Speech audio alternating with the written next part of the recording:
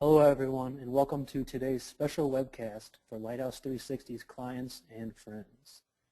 I'm Jason Stevenson, the Marketing Manager for Lighthouse 360. Today's presentation will be given by Danny Bobrow and is entitled Master the Art of First Impressions. Daniel A. Danny Bobrow, MBA, is President of AIM Dental Marketing. He is also Executive Director of the Climb for a Cause and Smile Tree Foundations. Mr. Bobrow lectures nationwide and has been published in dozens of profession-related publications. He holds a Bachelor of Science degree in economics from the University of Illinois and MBAs in finance and marketing from the University of Chicago and KUL Belgium, respectively.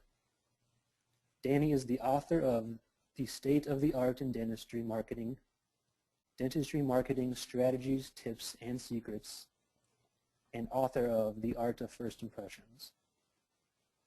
He is also a certified mediator and arbitrator, charter member of the Speaking and Consulting Network, and founding executive committee member of the American Academy for Oral Systemic Health. I'm joined this morning by Carissa Johnson, who will field your questions during the presentation. We expect today's presentation to run for about 90 minutes, during which you are welcome to submit your questions using the question button on your screen. We will do our best to get all your questions answered, if not during this webcast, then shortly thereafter. With that, it is my pleasure to introduce Danny Bobrow. Thanks very much, Jason. And I want to thank you, Brian, and your entire team at Lighthouse for making this opportunity possible to speak to your clients. And as you and I spoke offline, I'm particularly excited about doing that because people that have committed to utilizing your service clearly understand the importance of communication and have already very much set their stage for success, which is what we're going to talk about in other contexts. But they've done that by ensuring that they're able to regularly and consistently and in a very image-conscious way communicate with your patients. What that means, of course, is that the value to the practice of the patient and the value to the patient of the practice are far higher than they otherwise would be. And that means that any dollars invested in marketing, in other words, getting the phone to ring and getting people into the office, is going to yield that much higher a return.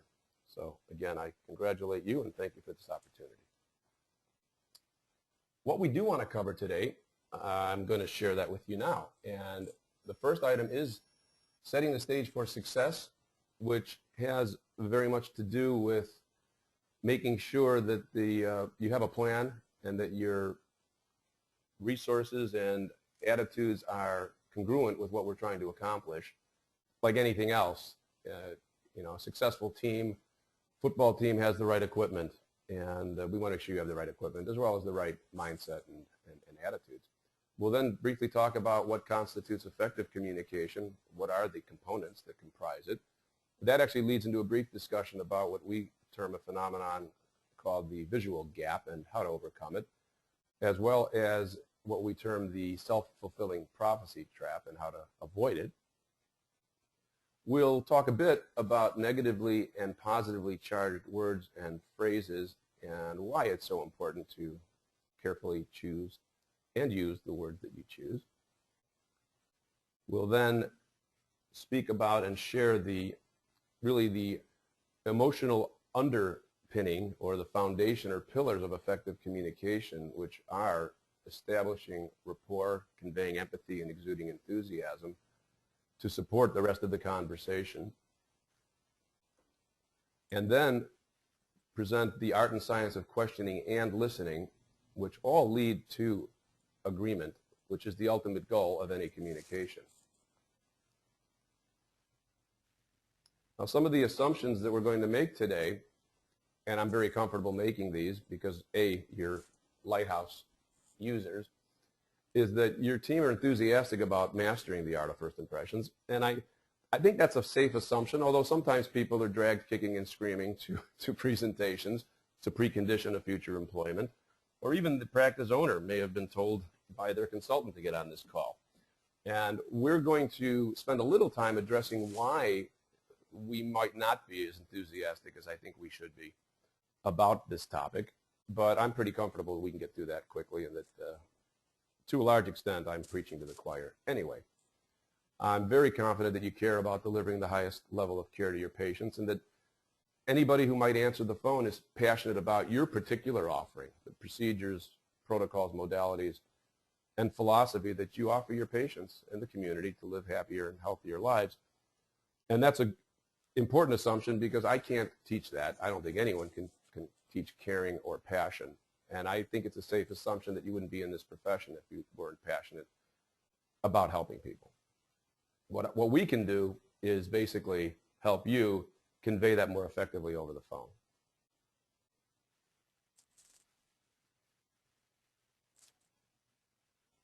We have a few poll questions for everyone to answer today to help us better understand who you are. They should be popping up on your screen shortly. First question is, what is your profession? If you would take a few seconds to answer our first question, we'll go over the results shortly.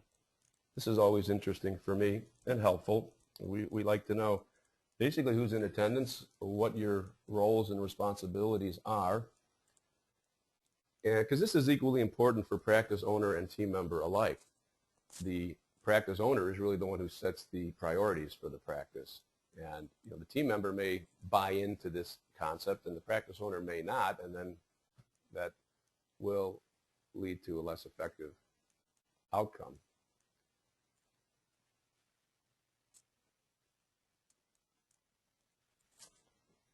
So our results from the poll are 13% dentist, 5% hygienist, 63% non-clinical dental team member, 0% physician, and 19% other.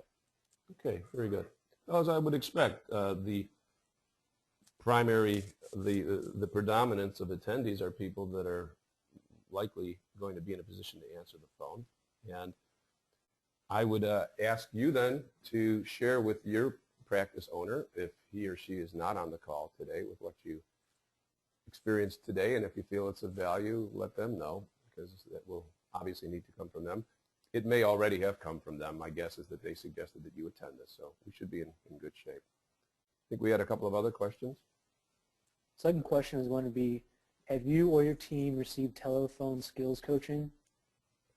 Go ahead and take a couple seconds to answer this question as well, please.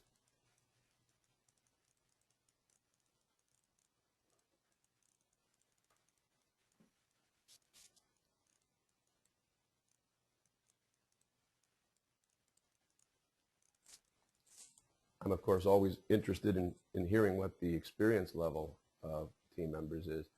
And I am also going to be really interested to hear what the results from the next poll question are, which those who've had it, what they thought of it. So the results from this poll were 9% yes, but while in another industry, 32% yes, but it's been a long time, 26% yes recently, and 33% no. Well, that's really very interesting. And I should share that I've seen the percentage of people who have had coaching in the past steadily increase over time. When I first started doing these webcasts about 4 years ago, the numbers were reversed. And to me, that is a very promising statistic and trend, because it shows that the team and the team members, the team owner and the team members appreciate that this is important. When we first started our work back in 1989, our job was basically getting the phone to ring, and we really didn't have any coaching that we offered. And largely that was because the typical practice owner would say basically to me variations on a theme, which was, you just get the phone to ring and we'll take it from there. And what I think has happened is that people realize that there's a distinct set of skills that are necessary to effectively connect with the callers. So that's very good. So I mean, 2/3 have had some sort of training. Let's hear what their experience with it was now. So our final question was, if you answered yes to the previous question, what was your experience? 94% said their experience was favorable. Well, that's good. So for those 6% of you, which is actually very encouraging that it's as low as it is, because in our communications we do come across people that have had a less than positive experience with past coaching. And I'm not going to spend a lot of time on that because it seems like most of the attendees have not experienced that. But often, and you know what, we'll cover that when I actually talk about some concerns that people have in general about telephone skills coaching. So I think we'll hold off on that for the time being. But thank you for that information, Jason, and for all you attendees. You're welcome. And this is sort of by way of explaining to people why it's important, why the skills are important. And since Valentine's Day is just around the corner, it's apt that we liken it to your first date. As with most first dates, at least the successful ones, we're on our best behavior because we understand that if we want a second date, we'd better show this person that we care and that we're a catch, as it were.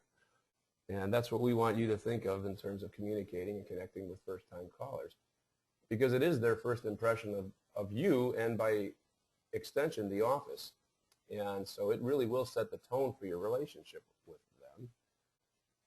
And by the way, having the technology, and I say that with all modesty, this is a technology. This is a series of techniques that we have developed and distilled over time, working with thousands of offices throughout the country.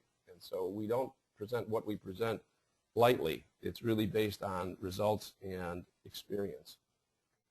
And when you do that, as with any other protocol, when you're not winging it, it makes it a lot more comfortable for the office because you already know what to do. And when you do that, that first connection will instill a perception of quality about your entire practice. Excuse me. And I mentioned branding because branding is essentially a process of distilling into a very memorably simple presentation. And it can be a tagline, it can be a logo, it really is usually both, that tells people very quickly who you are, what you do, why you do it, and for whom. And that way, you're actually reminding yourself of why you exist too. But branding, thought of another way, is just keeping promises. But the branding is the promise that you make. And it really is your best marketing tool. People think of it as sometimes as marketing just being getting the phone to ring, but of course, as my friend and colleague Bill Blatchford often says, getting the phone to ring is one thing. What happens after the phone rings is everything. So let's talk about setting the stage for success. And the first thing we look at is the environment in which you operate. And these images are extremes. And the question is, which describes your practice environment? If it's chaotic and polluted and disorganized, we can imagine how effective you're going to be at connecting with a first-time telephone caller. The goal should be more characterized by the image on the right, which is a serene, comfortable, peaceful setting.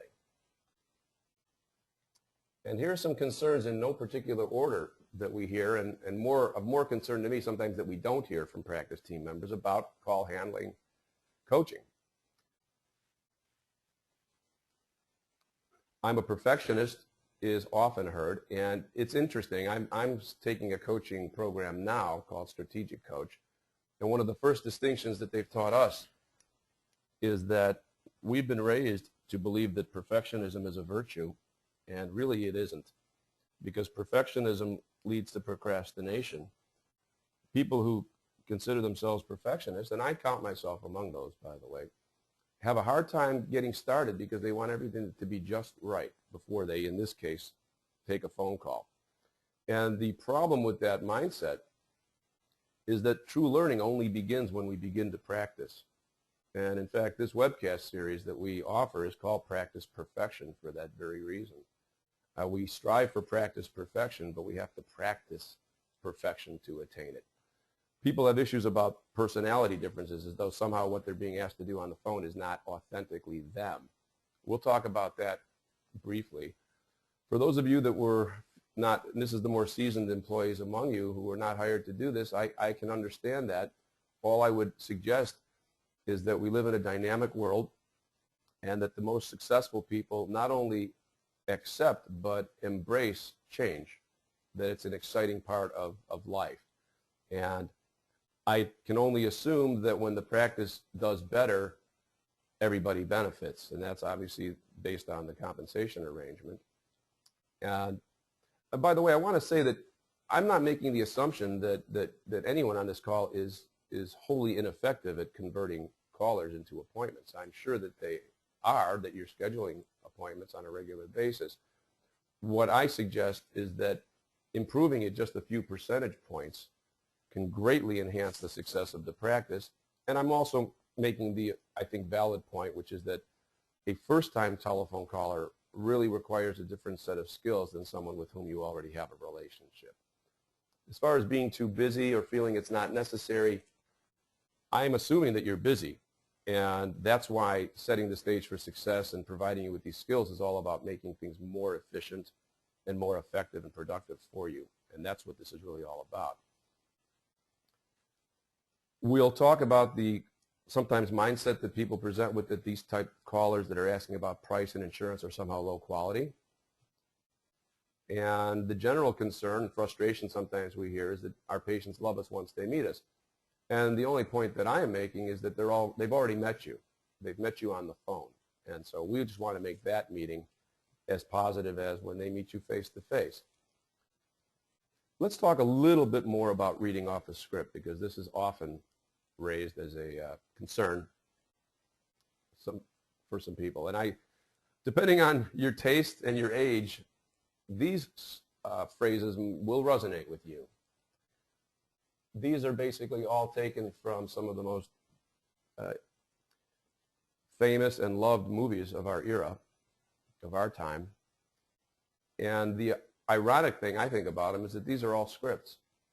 Actors basically get what they call off book. They memorize their lines so that they can then infuse the lines with their feeling and their persona. Now, interesting thing to make clear is that our jobs are actually easier because we're not actors. If you think about the more versatile actors among us, they don't exude their personality. They actually adopt and exude a persona. And so they can decide that they are someone and convince themselves, which then makes them convincing to the audience. All we want to do is get you comfortable with certain scripts so that you can then infuse them with your personality. And we are not in any way suggesting that you read a rote script line by line from beginning to end of call. In fact, really, if you prefer, and I think this is more accurate, think about it more as a checklist or a roadmap. Really, the only scripting that we recommend is at the introduction, because as you'll see, the taffy introduction, as we call it, taffy short for the art of first impressions, gives you a wonderful jumping off point. Because the introduction of the call, we talk about the first impressions, art of first impressions. The call is their first impression with you. The beginning of the call is really their first impression of the call. And other important elements of setting the stage for success are the type of equipment in place, be they your telephone system, cordless headsets, which we will talk about more because I strongly advise you use them if you're not.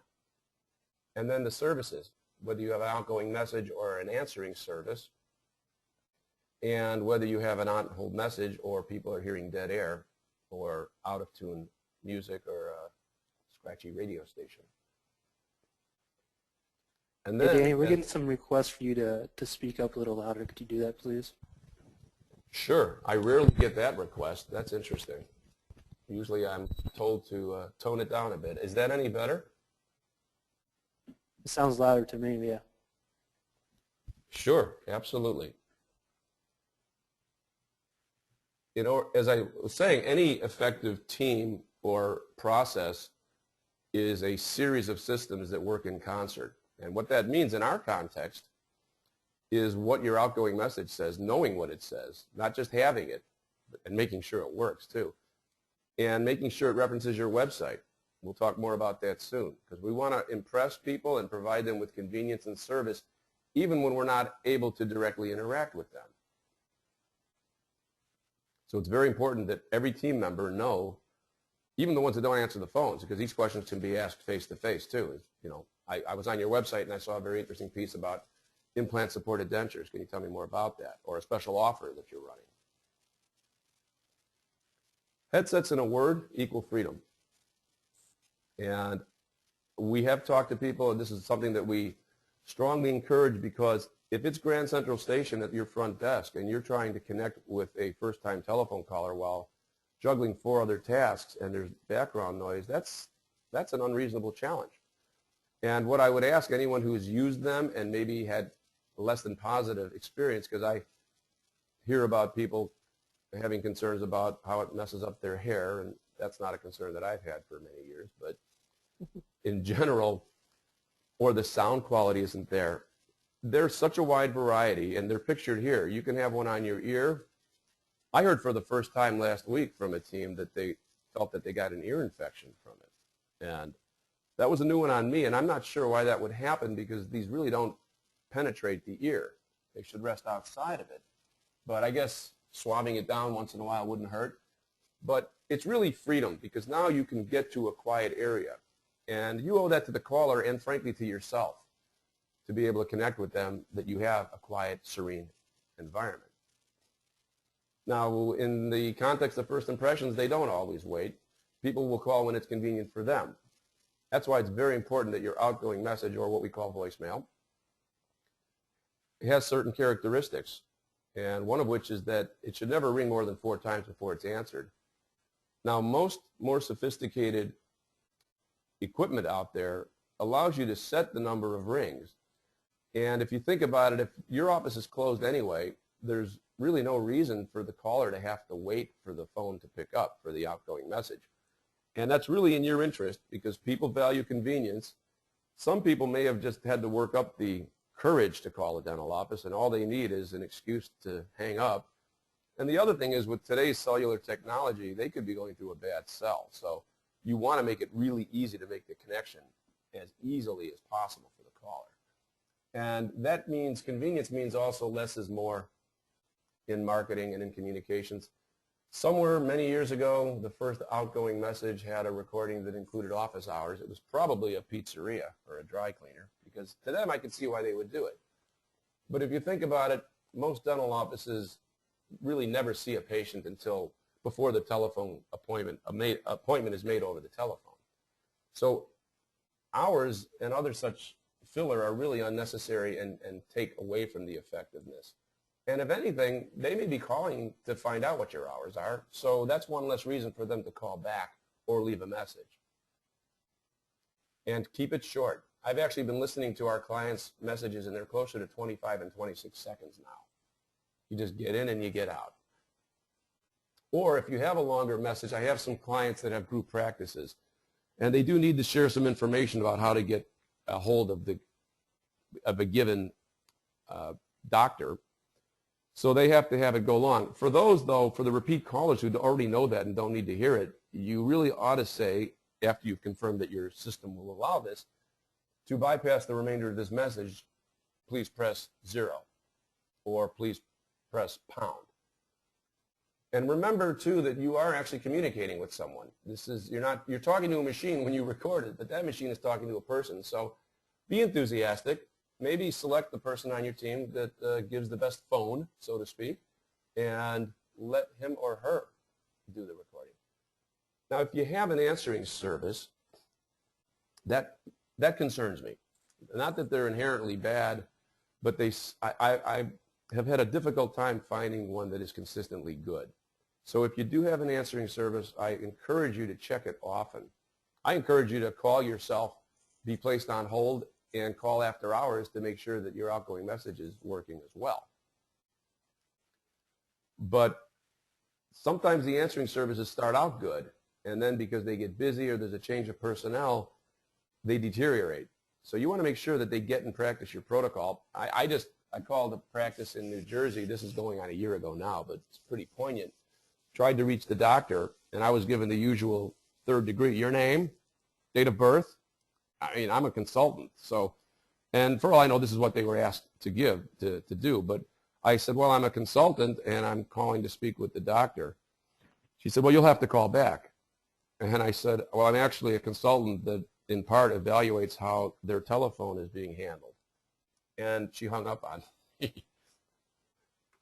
So just a friendly bit of advice.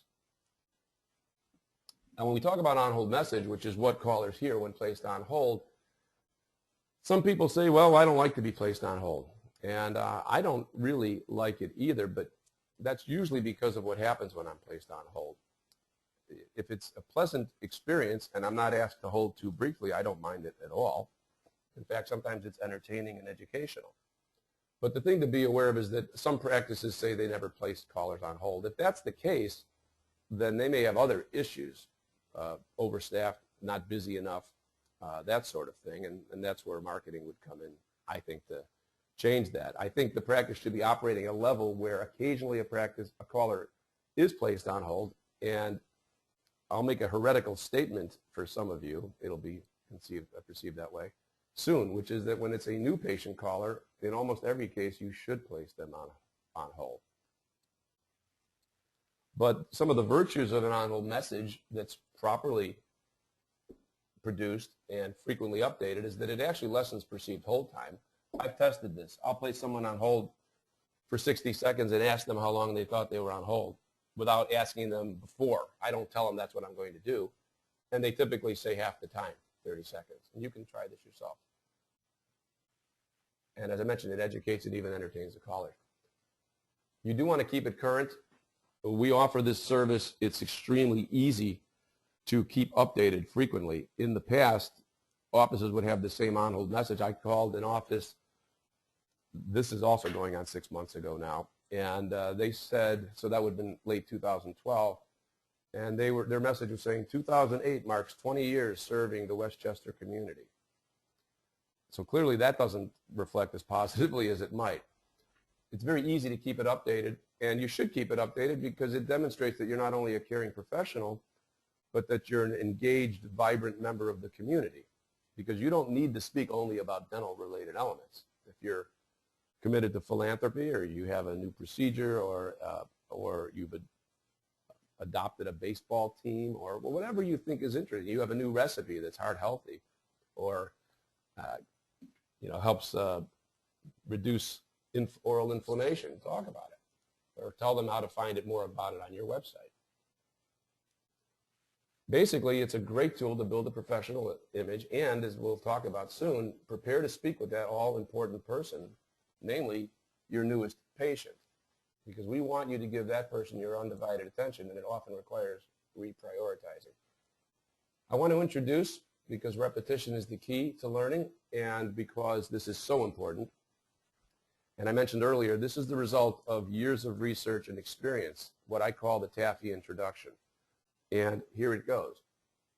The first thing we ask and encourage all of you to answer, and you may be doing this very closely now anyway, is the greeting, which is thank you for calling your practice name, where your tagline. If you don't have a tagline, I hope you'll get one.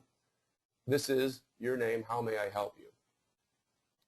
Then the person asks a question or makes a statement, and it could be how much does a crown cost, where are you located, are you in my insurance plan, I'd like a second opinion, what is the meaning of life?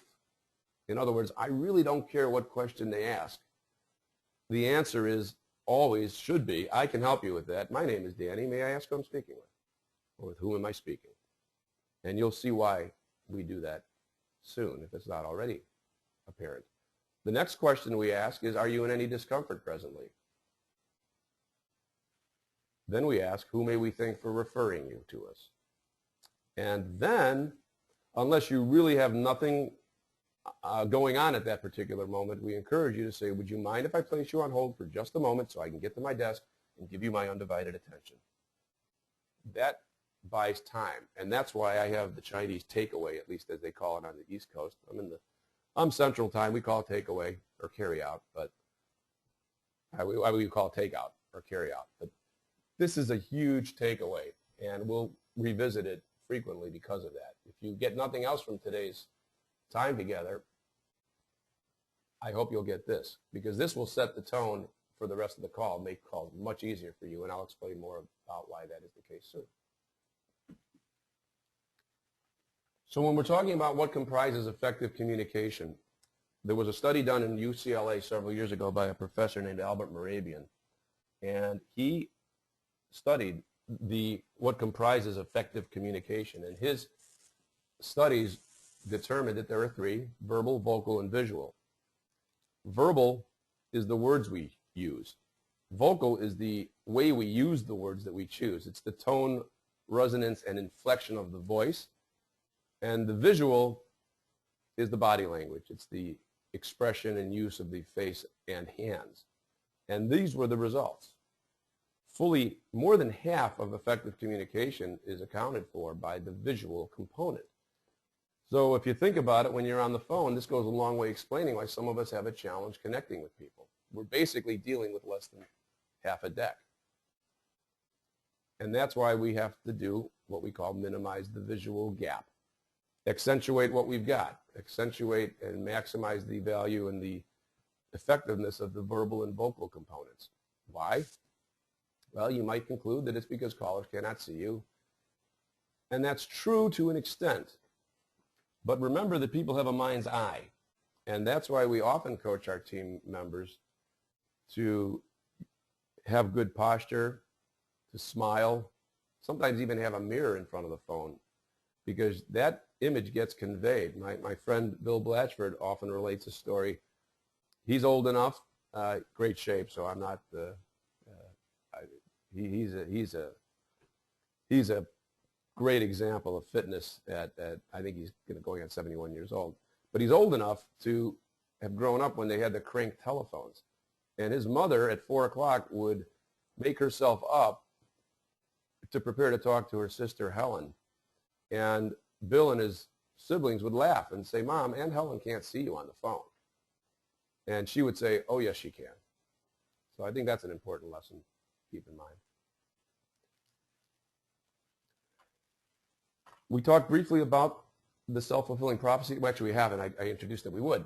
And what this posits is that when we label something or someone as undesirable, the quality of our communication inevitably deteriorates. It changes for the worse. And that's why it's really important to think about what our thoughts and our little inner voice is telling us about somebody on the other line, because they will pick up on it. And that's why Bill Rossi has mentioned that there's no difference between the value or the type of person as a function of why they called you. If they're responding to a direct mail solicitation, or they've been on your website, or they were referred by your best patient, they're from the same community. And the problem is that sometimes we don't understand how to connect with that person. They're just, because we're at a different point in the relationship, it's basically our first date. And the problem too is that we may think back and say, well, that one was a really tough call. Well, first of all, it may have been them, it may have been you, or they may have been a sincerely difficult call. We like to avoid conflict and confrontation and negativity as human beings. And so sometimes we focus on the 5% negative instead of the 95% positive, which is, again, Bill says we should really set policy based on the rule and not the exception. The other thing to realize is that, I don't know about you, but when I am calling or shopping for something I don't know much about, usually the first question I ask is, well, how much does it cost? And that's really not because I'm looking for the lowest price item or that cost is even the most important thing to me. Value, dependability, trust, those are important. I just don't really choose to articulate that at the beginning. So this really is kind of a test. People are really saying how much does a crown cost, but they're really listening for the empathy, rapport, and enthusiasm. This is from my friend Bill Rossi of Edina. I like to spend a minute or two on what I call the acid test for practice growth, and that just asks you to consider the situation where you've got two phones. They both ring at the same time. On line one is Mary, and Mary wants to know how much a crown costs. She just got a direct mailer from you. On the other line is Bill. Bill's calling because his wife, his future wife, insisted that he call because his teeth need to be made right for that special day, for the great photographs. So he's calling to come in for a full mouth reconstruction. Most people reflexively would prefer to talk to Bill. And the reason is that Bill's an easy sale. Basically, you're just taking an order. It's like, when can you come in? But the thing to understand and to recognize is that they're both marketing calls. Bill is simply the result of all your effective marketing. You obviously treated his wife well, and so she referred him very confidently to you, and he chose the time to call, so he's motivated. If you get more excited about talking to Mary, which I hope you will, Mary is going to be, in terms of the relationship of the practice only, will be a Bill in the future. And that's because you will communicate with that caller and have a very good first date, establish rapport, convey empathy, exude enthusiasm, and connect with that caller. And then the results of your internal marketing that Lighthouse, in large part, delivers to you will let that person become very comfortable and confident and then refer her husband to you for work or just continue to accept work. And just briefly, I know we didn't say there'd be any math, so let's just talk briefly about this. Marketing is an investment, and it's a good investment in the practice as long as you have all the links in the chain in place, the success chain. The easy cost of marketing to measure is how much it costs to generate a telephone call. And that's really easily done. Let's say you're investing $1,000 in marketing and that investment yielded 10 phone calls. All you do is divide 10 phone calls into $1,000 and you get $100. That's what the call costs. So you could, I think it would be short-sighted, but you could say, well, if we don't connect with that caller, then we've wasted $100. You certainly have, but there's another phenomenon that economists call opportunity cost. And that is the lost future revenue and production that you would have realized had you connected effectively with that caller. And there has been research done, again, by my friend Bill Rossi with the University of Minnesota to calculate the average lifetime value of a patient. And this was done over 10 years ago, and it was $4,800.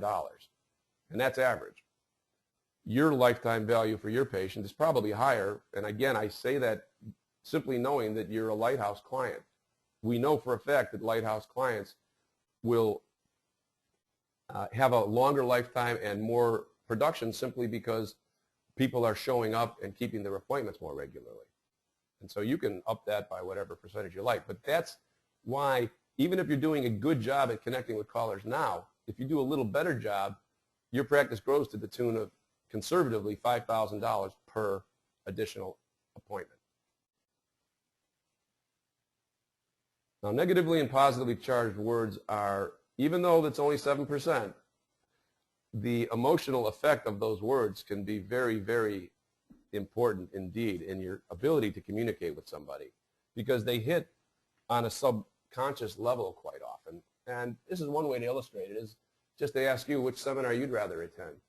Sexual harassment in the workplace and dealing with racism, or men and women as allies and friends and celebrating pluralism. Now, a number of you might already know, these are two different titles for the same seminar, the same workshop. It's all in the words that we chose to present them. For many people, the word sexual, harassment, racism, unfortunately workplace for some, are negatively charged. But allies, friends, celebrating pluralism, they make you feel better. And that's what's important, because that opens a person's mind to actually hearing what you have to say and being open to communication. They may not even realize the effect that these are having on them, but they are having an effect, and the effect is negative when you use the negative words. And we want to suggest just a few really powerful words to incorporate into your communication, and those are proud, conservative, and concerned. Now, pride is very important. It shows a sense of passion and that you actually are loyal. And that's contagious. We'll talk about that in the context of enthusiasm soon. But it conveys passion for your practice, for your office. And one thing that I want to, an additional suggestion is that You may be nodding in agreement about all of this, but the key to learning this is to exercise and to practice. And it's kind of fun anyway. I would ask you to share with your team and your practice owner, your doctor, what is it that you're proud about to be a part of your practice? This will help with your branding and maybe even development of an effective tagline. What's special about you? Why are you proud to be there? And when it comes to healthcare, I don't care what your political bent is. Conservative is a very good word to use because nobody wants their doctor playing fast and loose with their health or their finances for that matter. So every opportunity you have to suggest that your philosophy is to take the conservative approach, that will always resonate with the caller. And again, I would ask you as an exercise to verbalize, discuss amongst yourselves how you demonstrate your conservative approach, and then translate that into some little sound bites that you can incorporate into your communication. And we'll talk more about that when we discuss translating attributes into benefits. Third word is concern. And as you all know, that simply means that you care. And when you use it as a health professional, it's really powerful. Another exercise for you all is to just complete the following sentence. We show our concern for our patients by... And here are a few, you may not call them negatively charged. I mean, some of them are, but I think they're at best neutral. And we want to take every opportunity to convert negative or neutral to positive. So instead of appointment, why don't you consider using the word visit? Or even some of our people say meet and greet as a first meeting. Instead of problem, how about challenge or opportunity? Instead of cost, try today's amount. And instead of down payment or monthly payment, the initial or monthly amount. And let's try to extract the word extraction from our vocabulary and replace it with remove, or replace, or restore, removal. Some more, let's use most economical, or it's the best value, instead of the cheap or the cheapest. And here's a good one. Here's a good series to replace. Approval, approve, endorse, authorize. Can I get your John Hancock over here? A little humor never hurts either. Instead of sign here. And here's an exercise you can do within or outside of the office, is just heighten your awareness by seeing, listening, and how others' use of their words makes you feel. And ask yourself, God, if he had said, you'll feel it. You'll have an emotional reaction before you actually process what happened. So be on the lookout for what you feel in your gut when people use certain words, and ask yourself how maybe it would have been different had they chosen different words. Okay, it's time to play Guess the Charge. I always forget that music, and it scares the Jesus out of me. These are just some simple ones. Obviously, we're not interacting here, but other exercises for you is this positive or negative? The office can't see you until next Tuesday. I can help you with that.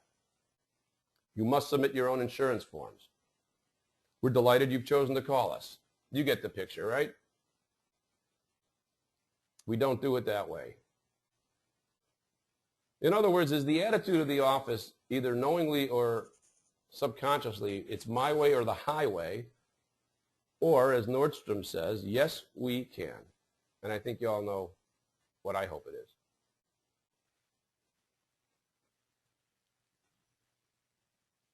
Let's talk about empathy, rapport, and enthusiasm a little bit more specifically now, because as I mentioned, these are the emotional underpinning. These are the foundations upon which effective communication is built. So let's start with some definitions. Empathy is simply the capability to understand another's feelings. It's to walk a mile in their moccasins, to feel with them. And rapport is just a relation marked by harmony and conformity, connecting with people. And this, doing so are so important because, I bet you can finish this for me, people don't care how much you know. That's right, until they know how much you care. And while we're on memorable phrases, here's one that I love. And this gets to what I spoke about before, how people don't even process what you've said to them. People may not remember what you said, but they will always remember how you made them feel.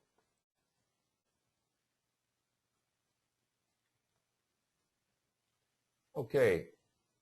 Now, for those of you who may be driving, there's a picture here under enthusiasm of a very enthusiastic, effusive, vivacious television personality, and the caption reads, "You are at a 10. We need you at about a 7." And I suppose we all know people like this, but I would respectfully suggest that when it's on the telephone, most of us are at a 7, and we need to be at a 10. Notwithstanding that people were saying they couldn't hear me, it's funny, in my office, when Virginia, my life and business partner, my office is actually in my home, and she can hear me when I'm on the phone. But when I'm across the dinner table, that's a bit of an exaggeration, but we're in the same room, she can't hear me. She goes, "Danny, would you use your phone voice, please? Because I can't hear what you're saying." So I just do it naturally. And it really is important that we enunciate. Talking on the phone is not the same as talking face to face. There's a very simple but highly powerful way to connect with a caller, and that is to get the caller's name and early and use it often. And that's why I'm excerpting from our Taffy introduction the following. I can help you with that. My name is Danny. May I ask who I'm speaking with? This is so powerful because some of you may be too young to know the name Dale Carnegie, but he wrote a book published first in 1935 called How to Win Friends and Influence People. And what he said, among other things in there, is that a person's name is the sweetest sound that they will ever hear. And that is so important. And I'm getting a message that my volume seems to have dropped again. I'm sorry, folks. This is a new phenomenon for me. And I am speaking rather loudly. But let's talk a little bit more about how you can connect with people simply by getting their name. Think about people for whom English is not their first language, or who have a speech impediment, or are elderly. Most of these people are only too accustomed to not being asked their name because people don't want to be embarrassed. They don't want to be uncomfortable with it. I can promise you that it's time very well spent to slow down, and if you don't hear a name, even after you ask for it, the first lesson here is ask for the name, please, early in the conversation, because then that person is real for you, and then they're more likely to listen to and care about what you have to say.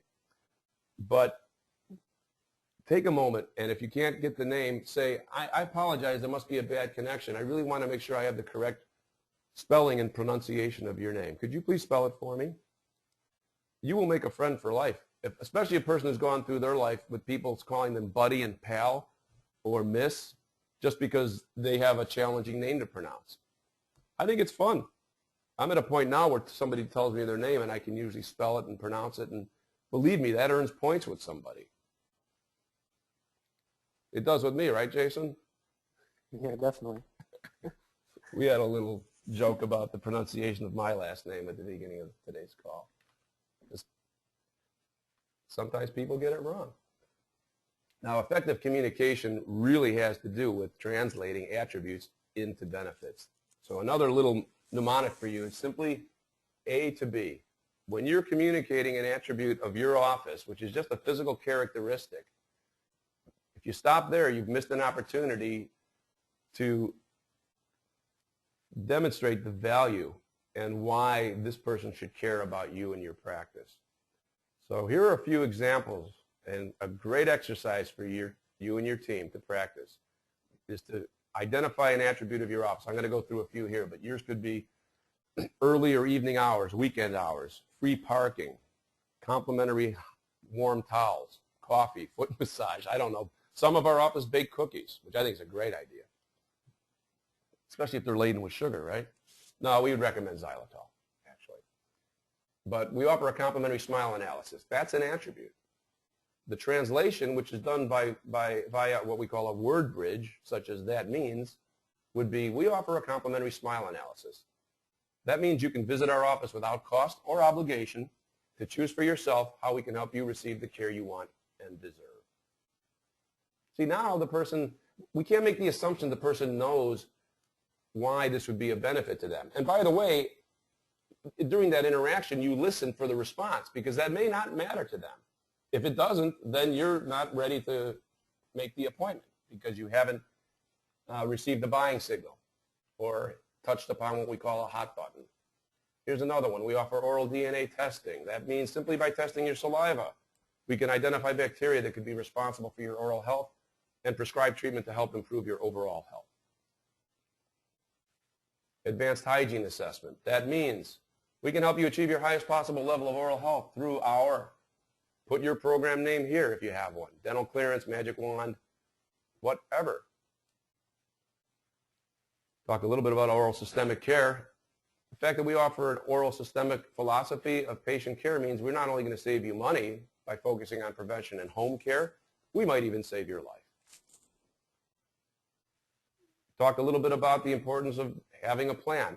The fact is that you can probably predict over 95% of the type of calls that you're going to get as a dental office.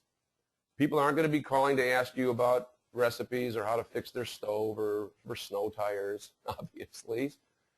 And when you can predict what they're going to ask, that makes it really simple for you to prepare how to respond. And then that reduces the stress and makes you much more effective. And I know that for some of you, the word selling can be a negatively charged word. So I hasten to submit my definitions of selling, which are simply empowering people to make an informed decision and communication with a purpose. I actually stole that one, second one from Fred Joyle of 800 Dentists. What we want to do is connect with callers. And the way you do that is by finding common ground.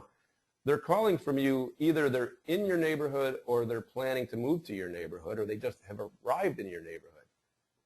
And that means there's numerous opportunities to connect with them. And I like to think of the communications as arrows in your communication quiver. And if you have a commitment to philanthropy or if they're new to the area or you're very passionate about your oral systemic health protocols, share some of those or ask what's important. We'll certainly get into that when we talk about the science, art and science of questioning. In general, think about the attributes of your practice and translate those into benefits and get excited about it because as Henry Ford said, nobody ever bought anything without an exchange of enthusiasm.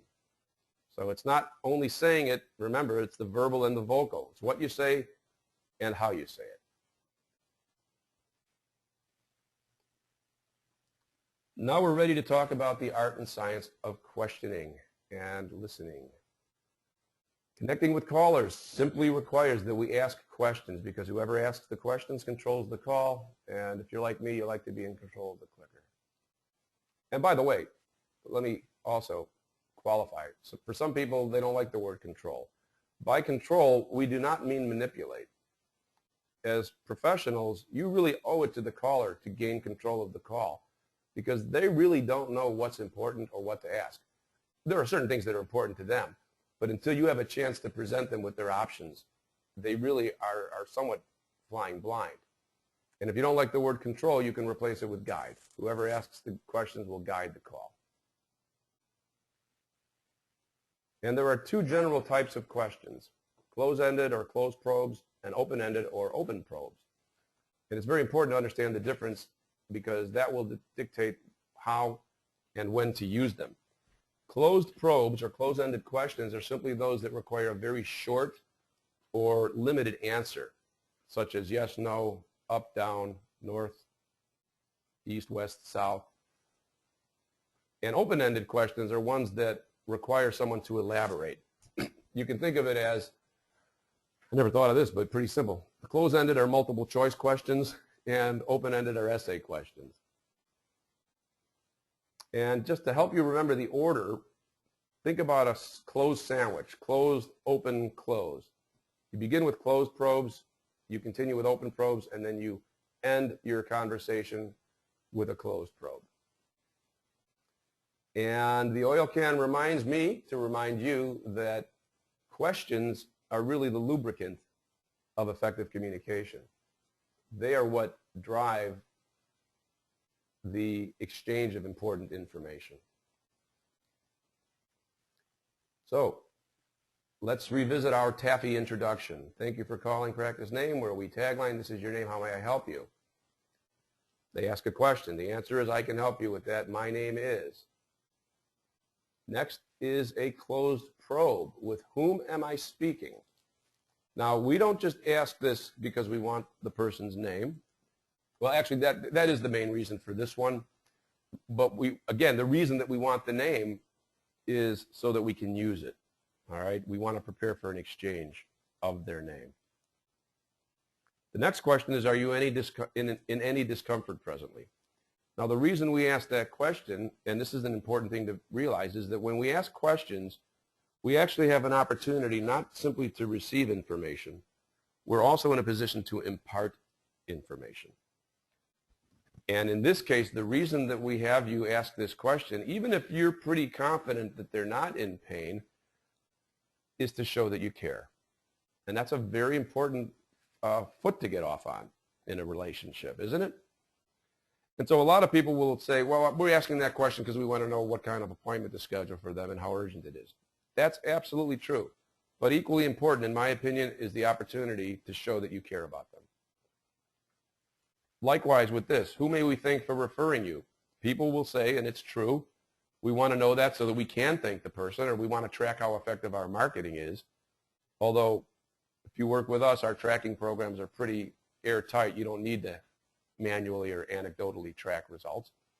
But the information that we're imparting here is a sense of confidence that you must have been referred by one of our happy patients. So we're exuding confidence here. And then this question, which prepares you to buy time, to prepare, reprioritize, is would you mind if I place you on hold for just a moment so I can get to my desk and give you my undivided attention? Now note what's happened here too. Who's getting into the habit of answering the questions? It's not you, it's them. So you very subtly, but very importantly, gained control of the call by asking some very innocuous questions. I actually just inserted this slide this morning. People that are coached by us receive, they subscribe, they get a members-only access to our website, and they also receive a monthly subscription to a monthly newsletter called Above the Call. And every month they get a call of the month, which is a recording that's genericized. We change the names or remove the names, and then share them and ask our client to evaluate the call. And then before they read my evaluation, but I provide them with both. And then we transcribe it and send it. And so this is part of a evaluation from this month's call of the month, actually. The only thing I really want to draw to your attention to is that this is what happened in the call. Excuse me. The team member answered the phone with a nice greeting and use of a tagline. Then the caller asked the question. The team member answered. The caller asked. Team member answered. Asked, answered, asked, answered, asked, answered. Caller at the end, thank you very much. That's all I need to know. Okay, well, thanks. It's pretty clear that the caller was in control, and consequently, the team member never really had a chance to schedule the appointment. Now, we've done the closed probes. Back to the art and the technology, the closed, open, closed paradigm. Once you've got permission, only then can you proceed to the open-ended questions. And you receive permission both explicitly and implicitly. Your explicit permission would be just to ask. A crown is certainly one way to achieve great results. Would you mind if I asked you a few questions to be sure we're giving you the right information, the information that you need to make the right choice? I emphasize you just so we're showing you how much we're focused on them and their needs. But the likelihood of them saying yes to this is going to be greatly enhanced if you've established rapport, conveyed empathy, and exuded enthusiasm during the call. And that's where the taffy introduction comes in so importantly. And here are some examples of some open-ended questions. What is it about your smile you'd like to improve? Can you share what's kept you from addressing this until now? See, understanding why now is very important. People that call and ask you if you're in their insurance plan, trust me, they've got better things to do than just routinely decide all of a sudden, well, I want to see if this practice is in my plan. They're calling because they have a dental need. With almost without exception. Now, some of you are saying, no, I once had someone who just got the book or changed employers. That may be true, I wonder if you could even think of a single example. But remember, we set policy on the rule, not the exception. Now, once you've identified the want by listening very closely, we'll talk about listening in a minute, to the responses to the open-ended questions, you should have all the information you need at that point to close. And that means you move to the third component of the paradigm, which is the closed probes. Examples of which that would be appropriate at this point are these. Will mornings or evenings be better for your first visit? What form of payment do you want to use? Can we help you process paperwork? And while we're on questions, here's a question that we hope you can answer. This is frequently the case. Somebody will call an office and say, I'm driving east on 35th Street. Are you north or south of it? Or east, or where are you? The call handler is often befuddled by that question. And it's kind of funny, but I think sometimes it's because people travel a great distance to where they work and they don't really know the community that they're working in. I think more appropriately or more telling is I think the one of the negative side effects of all this mobile technology like GPSs. I moved to an area fairly recently, a new area, and I was driving to a Staples and I called them and asked if they were north, if I needed to continue to go north on 31. They said, I have no idea, hold on. They transferred to someone. I asked them, I have no idea, hold on please. 3 people didn't know what direction north was or where they were. Okay, so this is important. If you have public transportation in your area, if there are landmarks, this is a really important way to show that you care and that you're professional and that you're interested in helping the caller. It goes a long way. It helps them find you too.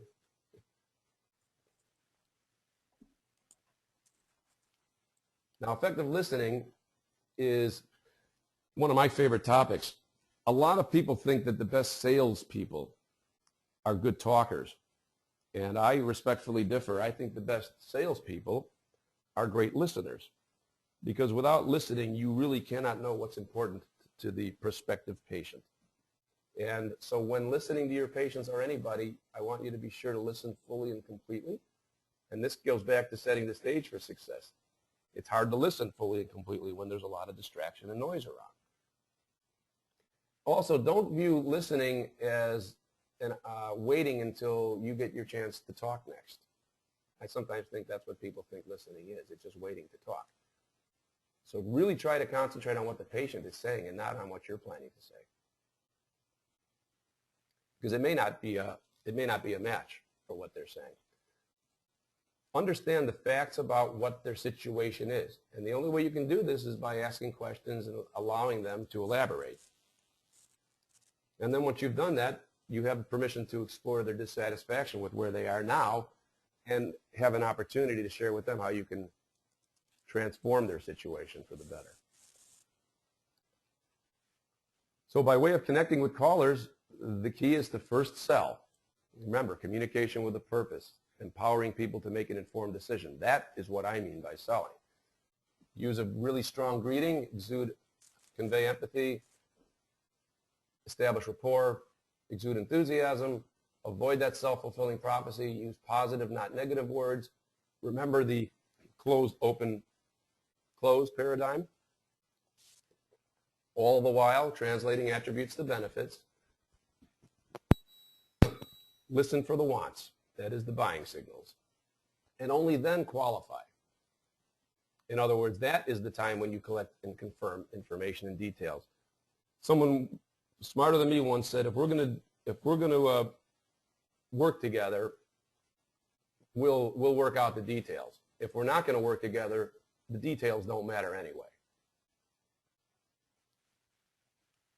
So we're on the home stretch, folks. Here's just some verbiage. And in our coaching with our clients, we will address specific challenges and situations based on what we hear taking place in the calls. And we've got some great ways to deal with fees and to address that question because it's a reasonable question. Again, no matter what they're asking, there's always a way to translate the attribute into a benefit. And that's why we make it easy for you to experience for yourself if we're the practice for you by.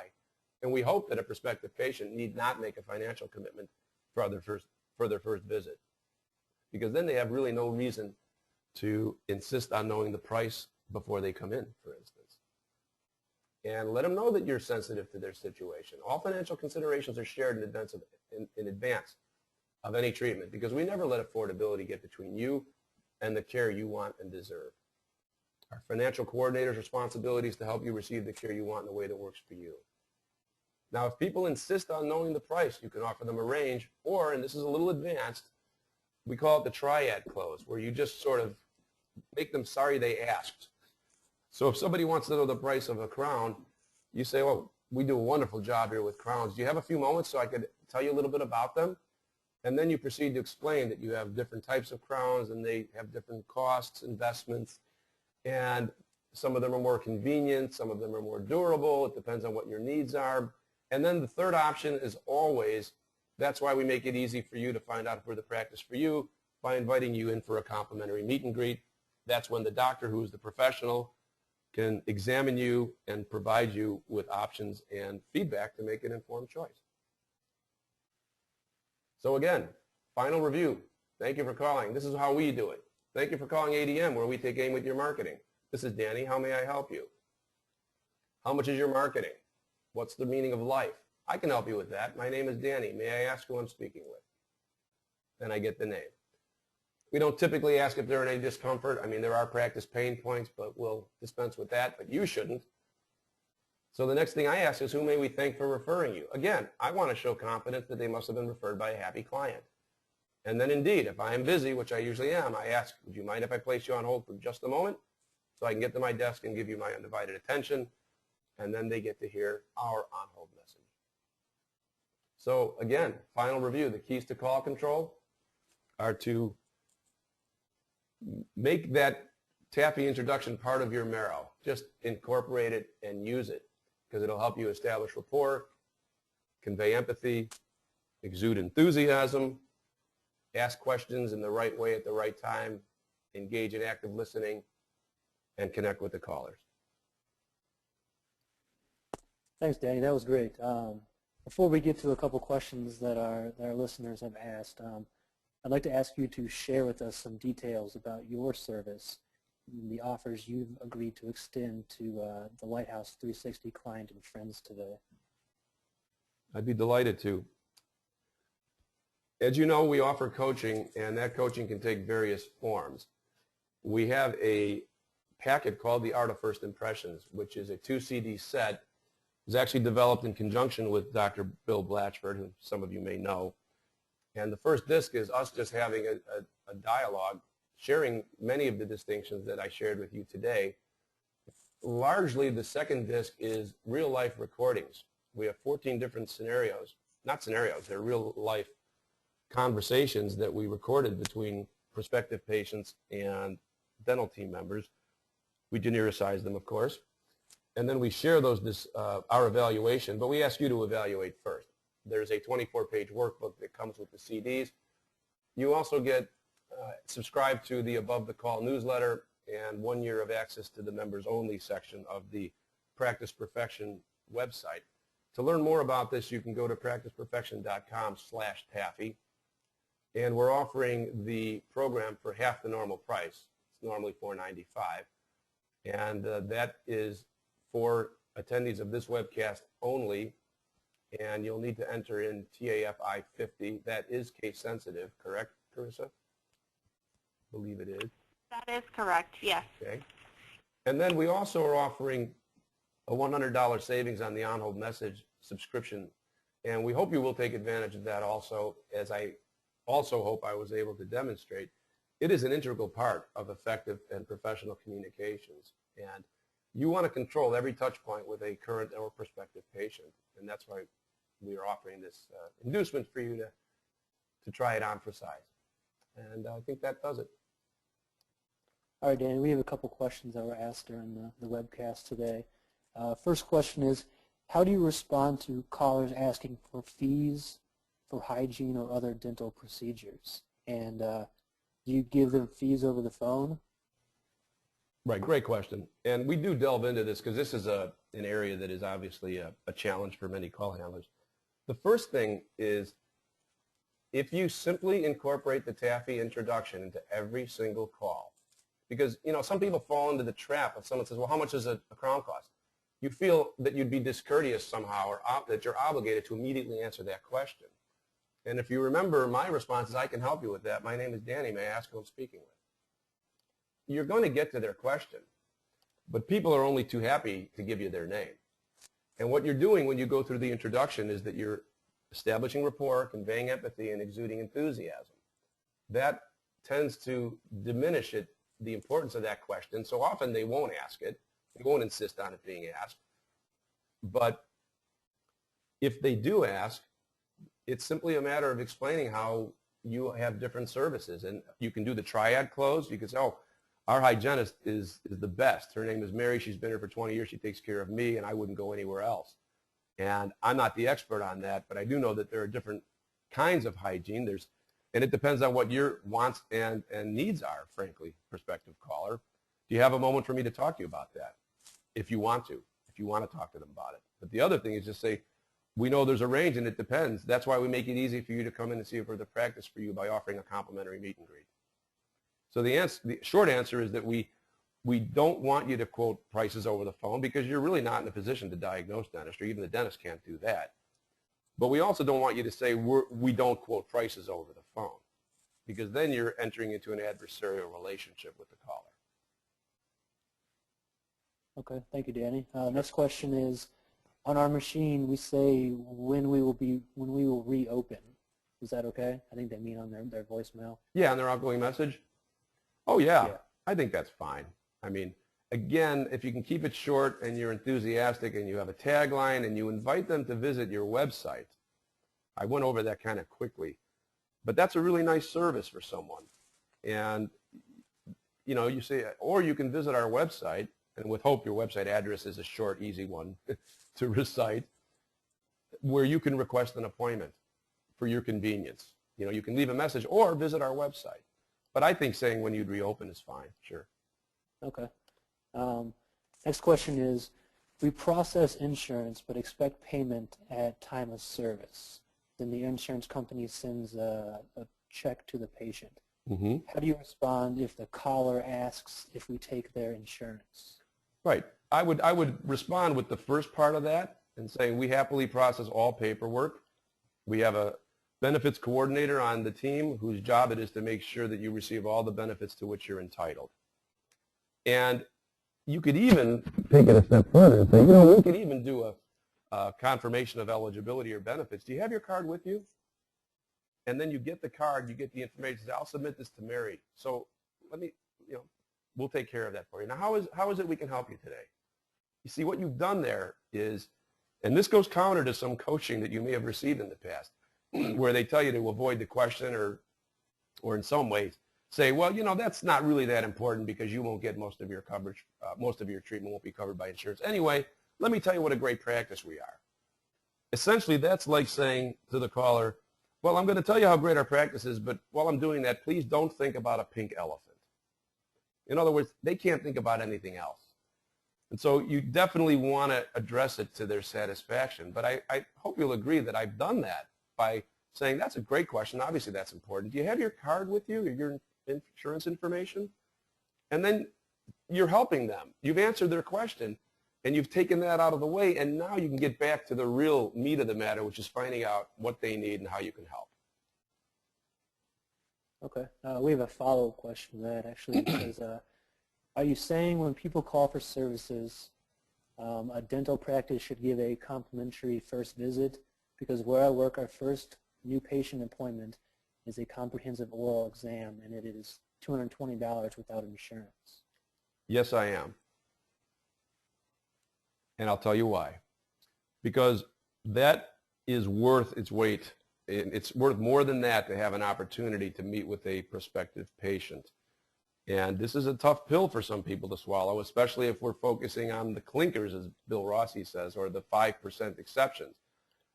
You know, for every 100 people that you offer a complimentary exam, is everyone going to wind up proceeding on to treatment? No, they won't. But just like companies make a lot of money on extended warranties, you might have noticed lately that you can't buy anything. You can't buy a pack of gum without someone trying to sell you an extended warranty. The reason is that they've done the math. And they say that for every warranty we sell, there's only a very small number of people that actually act on that warranty. In like fashion, for every comprehensive examination we give away, which is really just an opportunity to connect with someone and to diagnose treatment anyway, 5% are never going to come back. But what about the 95% who do? And maybe the 50% who came in who otherwise wouldn't have if you insisted that they pay for that examination. Okay. We've gotten a lot of questions about, something like, what is your response to someone that they have dental insurance, but either they're out of network or they don't participate in that insurance? Yeah, I think I covered that, actually. Now, because out of network, that's verbiage that the insurance company has. See, to win an argument or to control any debate, it's important that you create the vocabulary and you control the vocabulary. And that's why dental practices are placed at a disadvantage, because the insurance companies have successfully done that. They've come up with terms like usual and customary and out of network. That serves their purpose, not yours. The important thing is that you control the dialogue. You don't have to use terms. For instance, when somebody calls and says, I just got a flyer, what is this about? I wouldn't recommend that you use the word flyer. I would say use complimentary invitation or new patient welcome. Okay? So, Okay. yeah, I mean, you can say we're out of network, but I think if you say you process the paperwork, now let me make sure. If you do not accept, if someone says, do you accept public aid? I don't want you to ignore that question. All right? You need to be honest, but you definitely want to speak to their needs. In fact, if you're a new telephone, if you're adopting this technology now for the first time, somebody asks you if you're on public aid, your goal should be to make that person sorry that they can't come into the office. In other words, don't say, no, I'm sorry, we can't help you. You go through the taffy introduction. I can help you with that, because you can. You see, even if you're not on don't accept public aid, you probably know somebody who does accept it, right? So you can help them. Go through the conversation, make them excited about your practice, but sorry that they cannot present, that they choose not to come in because they sincerely can't afford it, or as you all know, it may just not be of value to them, because people sometimes just don't value dentistry as they should. But remember, people's situations change, and people have friends who may not be on public aid. Wouldn't you like them to be an ambassador for you? I talked to this wonderful office, and they don't accept public aid, but boy, if you ever need help, I would suggest that you go to them. Okay. Well, Danny, I want to thank you very much on behalf of Lighthouse 360. We're very proud to have you do this webinar for us today. This wraps up the webcast, and I wanted to thank everyone out there who took the time out of your busy schedule to attend our webcast. If you want to learn more about Lighthouse 360, you can visit our website at www.lh360.com. Thanks, Danny. It's my pleasure, Jason. Thank you. To thank everyone at Lighthouse 360, and most of all, thank you, attendees, for your time. I hope you found it valuable. Thanks again.